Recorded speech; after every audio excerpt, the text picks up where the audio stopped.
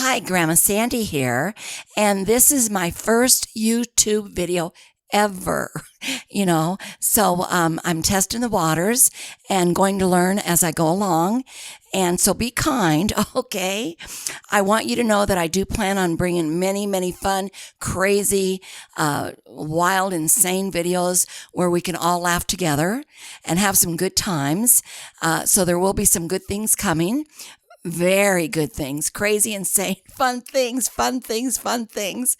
If we aren't having fun, then how can we have fun, right?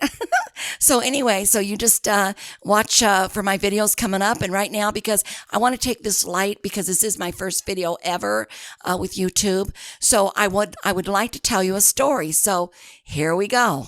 So here's the story. We were living in Beverly Hills at the time, not being rich to be able to afford it, because not everybody that lives in Beverly Hills is rich. I was one of those not rich. But anyway, we lived in Beverly Hills for a couple years. My 18-year-old daughter, well, she was going to be 18, my daughter, she went to Beverly Hills High. And ever since she was a little girl, like really little girl, she was so cute. She was always in love with George Burns. I mean, who doesn't love George Burns? And for you younger people that don't know who George Burns is, look him up. He was just one of the best.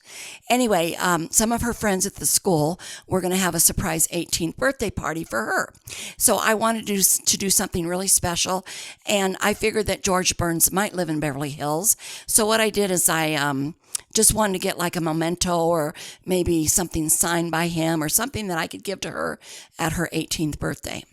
So I thought about what I could do, and then I came up with the thought of going to Hollywood and catching one of those tour buses that go all over the neighborhoods. So I jumped on the tour bus, and luckily they did go by George Burns' house, and I got to find out exactly where he lived.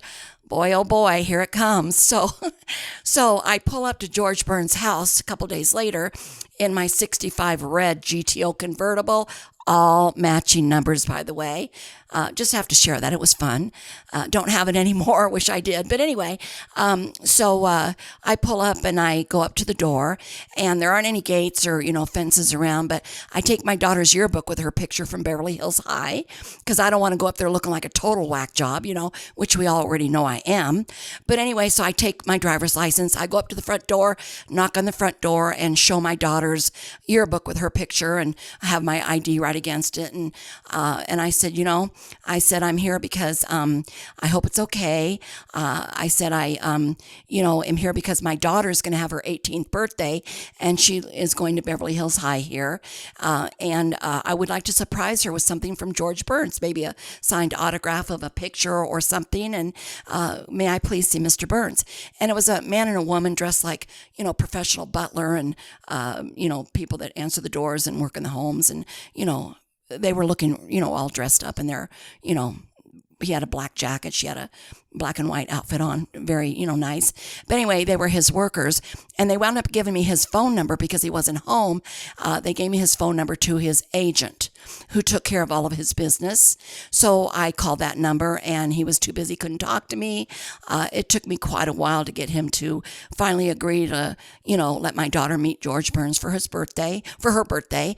I had even offered, because I kept being put off by the phone calls, you'll have to call back. Mr. Burns is very busy, all this good stuff. And I understood that. But then I would keep calling, and I said, I'll donate my time, whatever his favorite charity is, Mr. Burns, just if my daughter could just something, or sign a book or a magazine or something. So he said, well, call me back tomorrow. After many phone calls, he says, call me back tomorrow. So I called back tomorrow, and he said, Mr. Burns has agreed to meet you.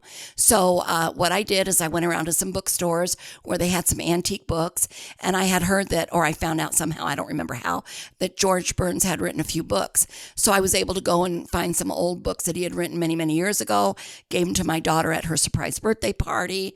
She was thrilled, so thrilled that she had these 3 old books that George Burns had written. And then after she was like almost in tears over these books that meant so much to her, I told her, well, now you have to go and have George Burns sign them. And so we did that.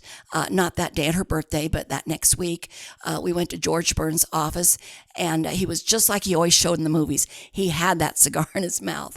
And, he was wonderful to my daughter and wonderful to me, and what a kind man. It was a fun time. And so just to give you an idea, if you want something bad enough, you go out and you go for it. Don't ever let anything stop any of us, because our dreams are there, and they're our dreams. And no matter what I had to do, whether it was a card signed or a magazine or whatever, my daughter was going to have something special for her birthday from George Burns. So a really fun, crazy, fun story. But, dreams do come true. Just got to push forward and make them happen.